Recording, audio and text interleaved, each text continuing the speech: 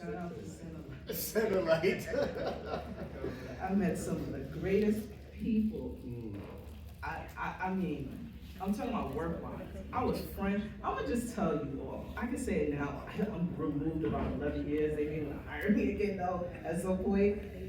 But I can tell you, I remember when I first, I was looking for a job. I was out of work probably for about 2 years before I got hired. Lena hired me. And when she hired me, I was like, but I'm gonna tell you how I got here. I got referred, because remember Rhoda? I still keep in contact with her. She and I used to work at Brown Brothers Harriman many moons ago. We became like friends, you know. I keep a few people when I transition. Well, they stick to me, I don't know. And when Rhoda sent me a message, hey, you looking? I was like, no, not really, that's the Bronx. Who do the Bronx? When I saw how much it was, I was like, Yeah. Wait a minute. I'm like, really? Yeah. Because at the time I was That part. in between jobs. And so it was one of those things that, again, relationships, right? I send casual, periodic text messages. Hey, what's going on? Hey, how you doing? If they still go, hey, how you doing? I'm like, I'm still in. Right? That's how I look at it. Because we have a lot of stuff going on. If you just saw a lot in a real example, right? But also, while I'm thinking about how we communicate, right? Who said pick up the phone? Who was that? Who was that earlier that said pick up the phone? Or give me my number. I'm a photographer, right? So, really, really quick. Emails these days are horrible. That is one of the lowest forms of communications, in addition to text messages. Pick up your phone, people. Check in on your people. Right? And also when you just send an email, right, it goes into the black hole. I'm telling you, I know. Because I will say, hey, resending to the top of your email box. And I'll do it at a time when I'm like, maybe they starting to check, because they're getting their coffee, if they see it needed, yup. I get a response, and once they responded, I'm in. Oh, we talking. So I want to use that as just a recommendation that just because you send one email, that's not fair to the other person. Just send it again. Now, if after the 15th time, then you know it's something different. So I wanted to just offer that. Think about ways to elevate your communication to those that you're entering into their ecosystem. Because remember, every time you enter in someone's ecosystem, it's an ecosystem. They have a lot of, it's like a tsunami going on. So just be mindful as you're entering it. Not that when you send a text message, now it's on demand. It's not. It used to be though. It's not. Hello. Hello. How are you? Do tell. Who are you? And tell it all. Good afternoon, everyone. My name is Jean-luc Charles, and I'm the Vice President for People and Culture at I.M. Fisher. You would look great in our clothes. Yes. We make the most wonderful clothes with the most sustainable materials sourced well, and we think about our entire ecosystem. So definitely check out our product. I'm so happy to have a couple of people here. First of all, my wife wanted to be here, but she could not. But she really created opportunity, right, so that I could be here. And I have my daughters here in the back, and I'm just asking to Hey. because I wanted them to be in a room with amazing people doing amazing things. So thank you for being part of my ecosystem. I've got some friends here. Jacole from work is here. And it's so good to see my friend Lena from Centerlight. So just really glad to be here. You know, when we talk about who are you, I think it's the people that are in your community that really make Okay, you. hold on. I can do this because John and I have wait. Tell us who you are. Okay. Please. Beyond that. And I will start because when I was at Centerlight and I was introduced, I think she was the HR director. Oh yeah, she was And so fun fact, Yes. I love my job, but I was in there, I would go to work to meet my friends. Yeah. I would go, and then when I got pregnant with Savannah, oh, they would get me sick. What do the baby want? Her name is Savannah. But I met Jean-Luc because I was impressed by his resume, and that's why I want you to know who I'm sitting next to. And when we lead with all of the stuff, right? Yeah, the this, the that, yeah, the this, the word stuff. Yes, I know. But tell us how dope you are, like for real, sir. All right. Thank you. This was embarrassing. Not embarrassing. So, I think I want to give God glory for a couple of things that He's allowed me to do. So maybe if I start that way. My background actually is as a minister. So I went to school for English and literature, and then I got into advertising, and then from there I went into the ministry. Not connected, but only in my own head. I was in the ministry in North Carolina at an amazing church called White Rock Baptist Church, where Martin Luther King preached in the pulpit. And I was the pastor for community. So I was doing community-related events. And as I did that, there was a desire birthed in my heart to think about leadership development, but for community folks. Didn't know how I was going to get there. And, way leads to way, and God puts opportunities. I ended up finding an opportunity to go to Harvard to do a master's degree in education focused on leadership development. So went to Harvard, had a whole plan and dream because I wanted to bring leadership development back into community settings. When I got to Harvard, finished up, and didn't know now how to actually make it happen. And a door opened for me to work for Obopen in their training department. Ended up in New York, and then from New York ended up at Centerlight working in HR and organizational development. And that's how I got into HR. Fell into HR and absolutely love it. Feel like, wow, this is really my passion and my calling. I'm still pastoring, but I'm able to do both of those things in different ways. So that's my background. I'm a pastor, somebody who loves people, and I just love community. I believe every one of us has something amazing and special in us that just needs an opportunity to come out. Yes. My boss was always looking for me. I was like, I'm upstairs with your other people. So Jean-Luc, let's talk about as an HR experienced leader. What are some of the challenges that most small businesses, I'll start since this is the space of small businesses, what do you often note? I think that small businesses really, because you're managing so many different things, you can really fall behind on the compliance stuff.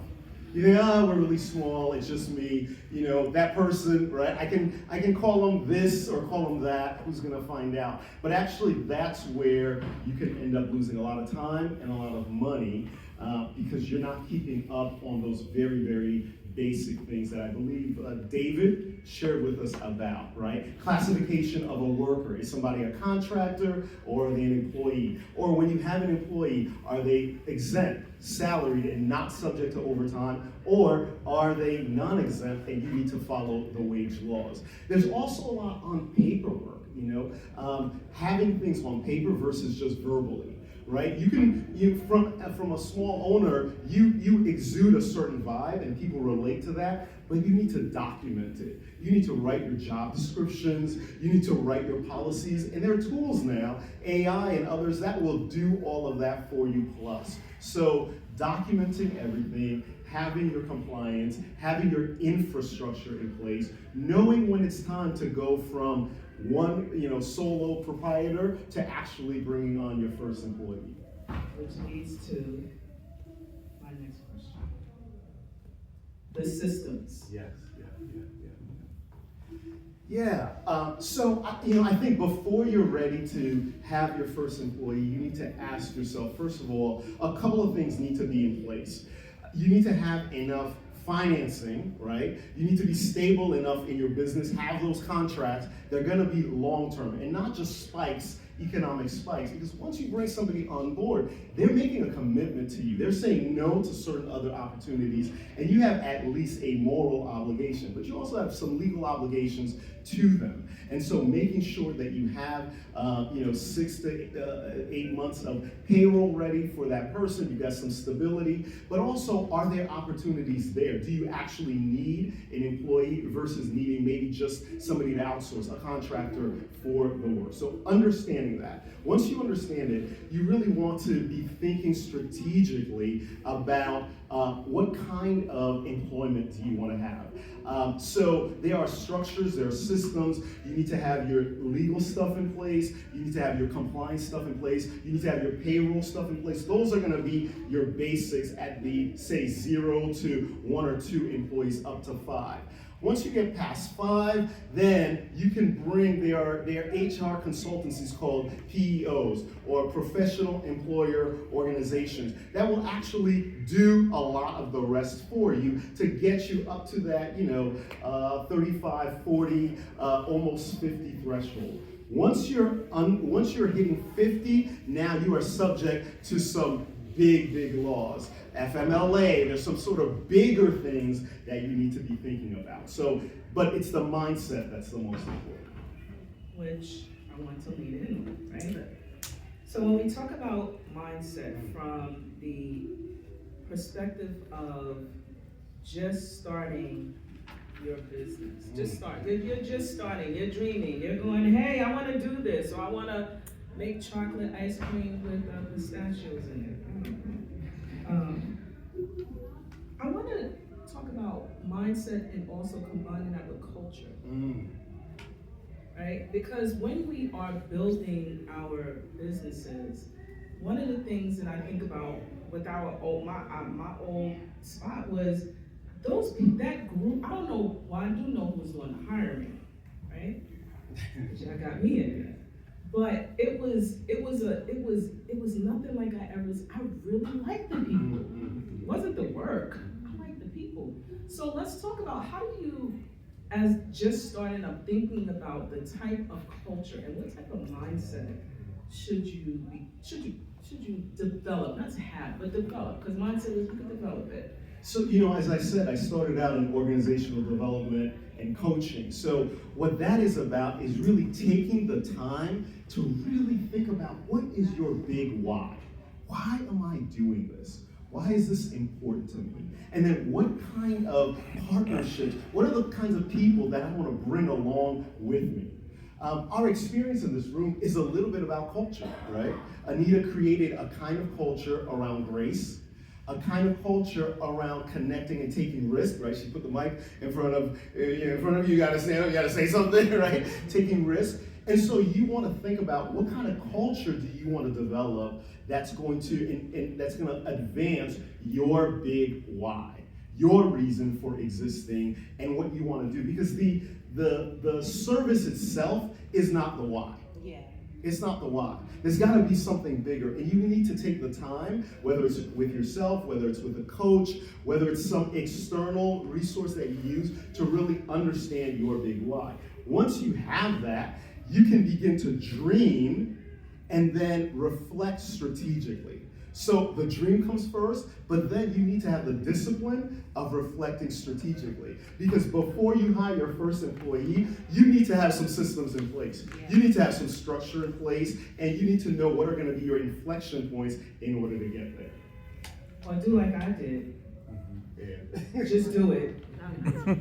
Which I don't advise. I'm joking, but it's very, very difficult, right? To, as you're building, you're visioning, and you're dreaming. Because that's what I'm doing, right?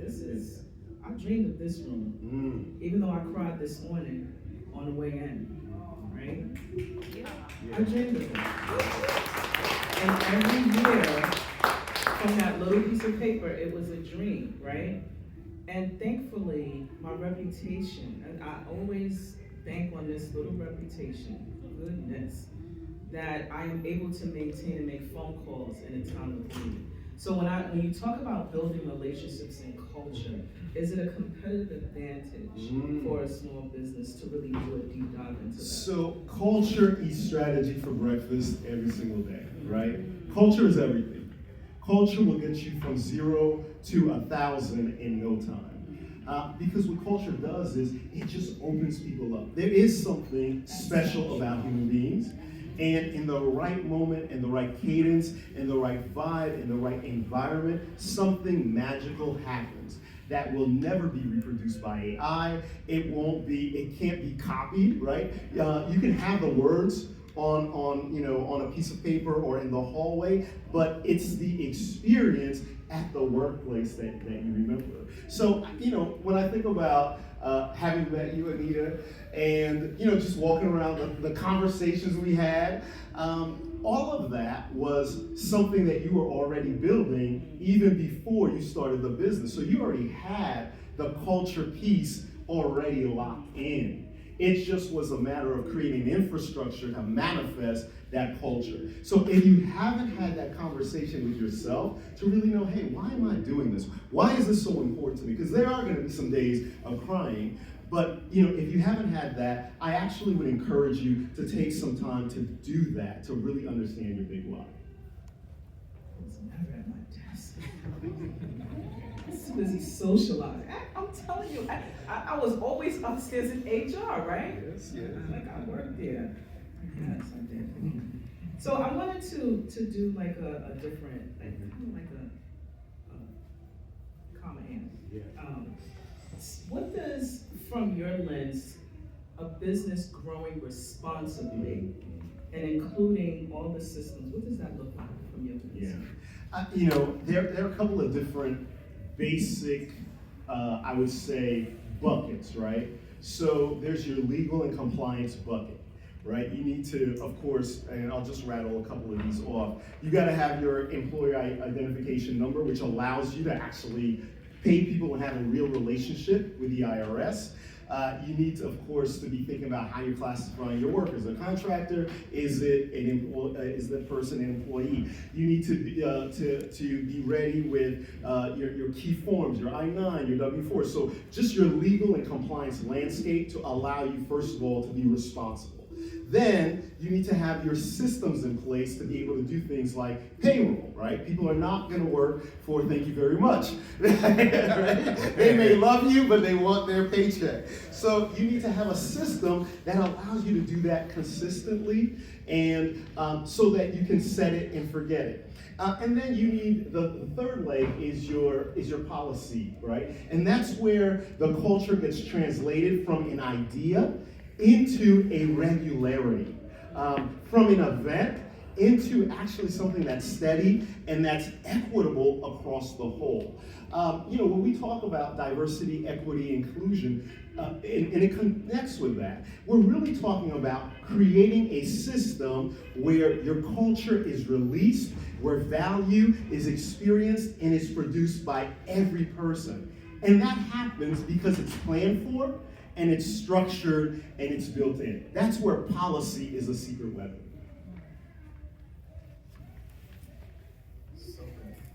So good, so informative. So, this is a short conversation, but I think that the conversation should continue. I am going to ask someone I'm going to stand up in a good exercise today. Any questions? I'm just taking two. Somebody in the back. Come on, meet me halfway. I'm coming. Meet me halfway. I'm coming. How are you? Thank you. Really needed. And I give you all absolute pleasure. Thank you so much. And may God bless you. And may your enemies be your footstools. Always.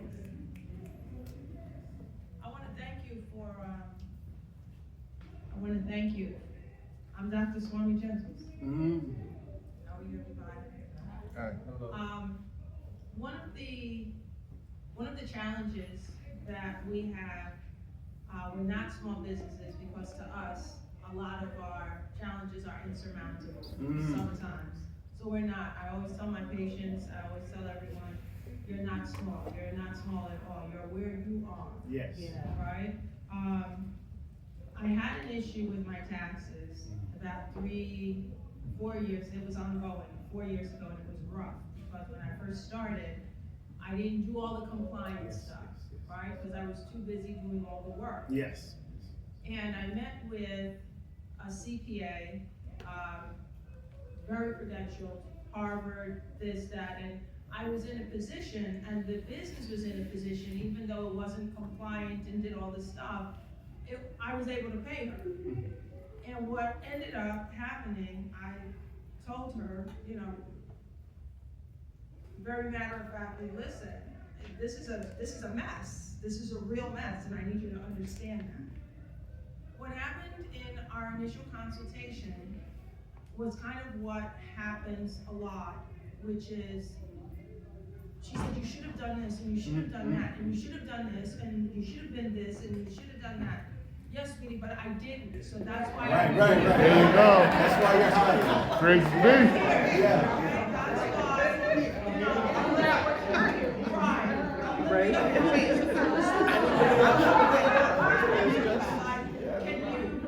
so Straight to that. I say that to say, on behalf of the businesses that have maybe 50 employees or less, where do we go when we're not the most compliant?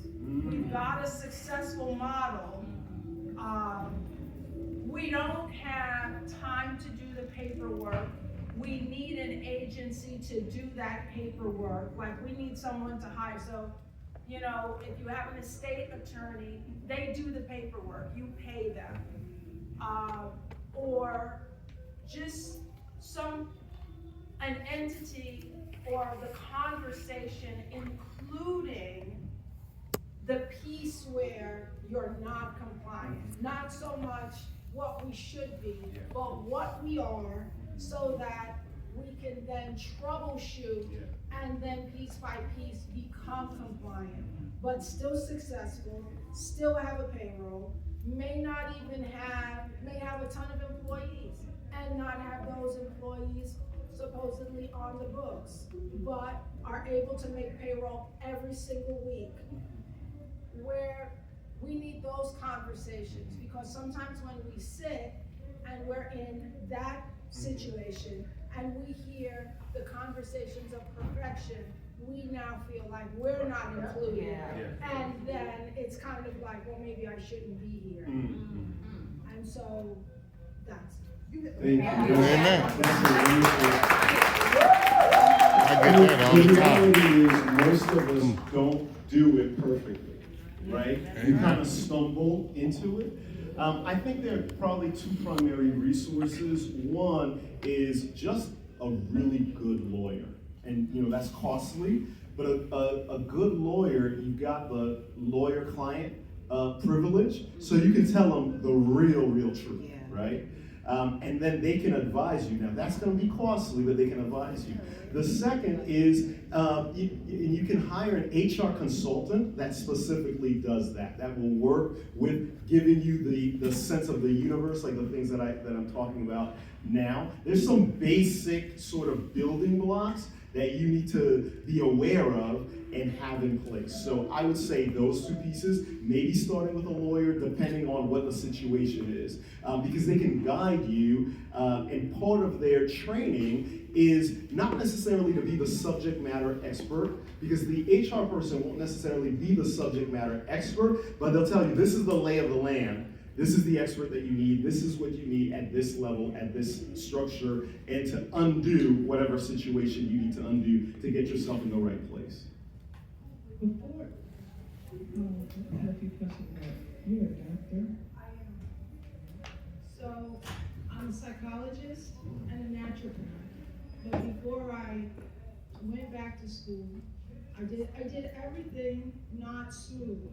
And I have to say that I'm glad that God brought me on that path, because that's usually the path. You understand? Yes. That's usually the path. That's usually, the people getting their PhDs are not going to the whole 8 to 10 years of school. The other thing is that I dare to say that there's something that is very empowering and very lifting to the confidence about struggle. And I'm not talking about hardship. I'm talking about making it happen. And so as a psychologist and a naturopath, I naturally do problem solving. So when I come to symposiums like this, because I need help too, I've got 5 different businesses. That's And right. at the end of the day, I encourage everyone, all of my patients, whether they're on the psych side or the naturopath side, follow whatever your passion is. And if you've got 12 passions, do it. Because when you go in that grave, you want to know that you maxed this thing called your potential out. That you maxed it out. I'm so proud. Let me explain something to you. I got an email, crazy, like 1 o'clock in the morning. I don't sleep, right? I don't sleep. 2 hours of sleep per day, right? I saw your email. I saw you. I'm coming from Suffolk County. I'm coming from Amityville. Wow. And I couldn't find parking for 45 minutes. But here's what I knew. I wanted to show up, not only for me, but for you. So that when they see programs like this, they invest in it. Yes. Because they see that we showed up. Yes.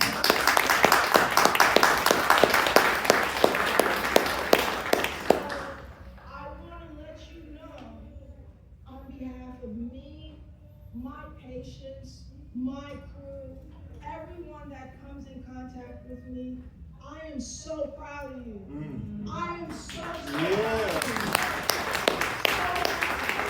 The reason why is because at the end of the day, and you guys know this, to get up, do your passion, a lot of times, no thanks, the phone is ringing, someone always wants, Yes. I just saw, listen, I'm doing a little psychotherapy on you, sorry. So, this young lady this gentleman just gave her a bottle of water, right? And to show you how much she's in service to everyone else and not to herself, right? And she's not used to, and people are not giving her like how she gives. She turned around to give the water to someone else. And meantime, he extended to her. That just goes to show how much you extend yourself. That just goes to show. So I am an immigrant, and I love it. I am someone who loves a challenge, not too much to break you, but enough to know your boundaries. I know that when I started with school, on the road to my PhD, my professors, 2 of them said, don't deliver too soon. I said, no, the time is now. And I got it, I got my PhD, I got my dissertation passed, and at the end of the day, I get to serve a community because I stand on my ancestors, I stand on God. I opened my first clinic after my father died, 3 months after. And my father wasn't the best father. He wasn't the best father, but post-mortem he was. He opened doors for me. And at the end of the day, in 10 years, an aggressive landlord, commercial, 8 years in court on a 10-year lease, trying to run through the money. I want you to understand, I still serve that community, me and my staff. We never closed through COVID. I got 15 detox babies for couples that could not have children. Over 15,000 pounds lost. Over 487 patients off of blood pressure and diabetes medication. 70 and at the end of the day, we don't stop. We keep it moving. Yeah. I need help. When I tell you my stuff is all over the place. I'm all over the place. I do the work, but I don't have time. And like everybody will tell you, you know, she knows, everybody here knows, we need that one person. We need that assistant that makes it happen. we don't have that. And that's why we're here. And so the perfect model, if I were to become the perfect model, I probably wouldn't open it. I wouldn't have the effect that I have on the communities that I serve.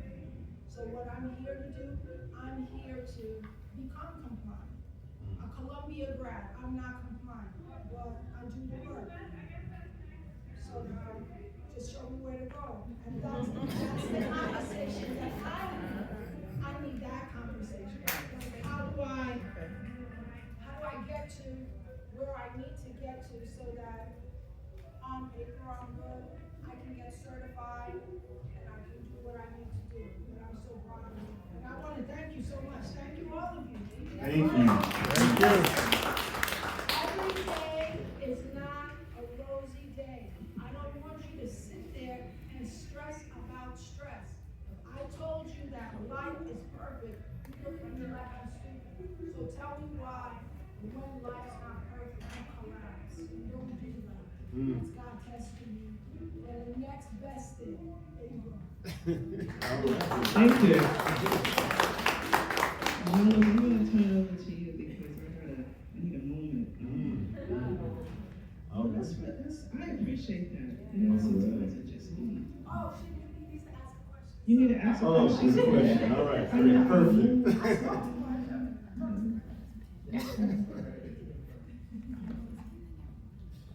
So basically what I want to bring to you is, within our community, I don't think enough people know exactly what it is that you do. So I think it's important that you share what you do, and also how do people within our community navigate the corporate landscape in order to get to where you are. Because, example, I know what you do because my sister is an organizational development change management specialist, and she's a Columbia grad, and she has a master's from Columbia, and she has a hard time getting jobs. And Anita's met her, so so you don't know. Sure. Organizational development is basically it's helping it's looking at an organization like a living entity, like an organism, right? And then thinking about its mission, its purpose, its why, and then looking at its structure and saying, well, how is the structure connected to the mission? And it's a little bit about what our sister said. Like sometimes organizations are just doing the thing, but then all the structure has evolved organically, and it hasn't actually evolved purposefully and systematically. So organizational development is just going back and saying, wait a minute, what are the systems that we need to put in place if we want this outcome not to happen accidentally, but intentionally? What do we need to put in place? I always say that it's about making, first of all, the unconscious conscious, bring it to the surface, making the accidental purposeful, right? Sometimes you have a happy accident, you want to repeat it, so what do I need to do to put it there?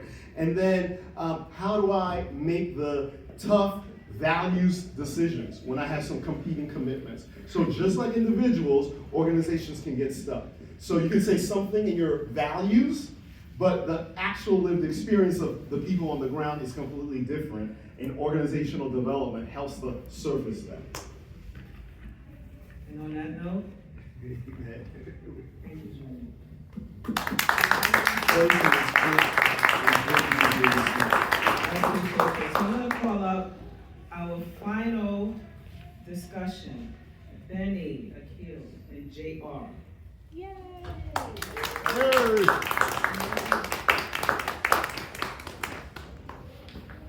And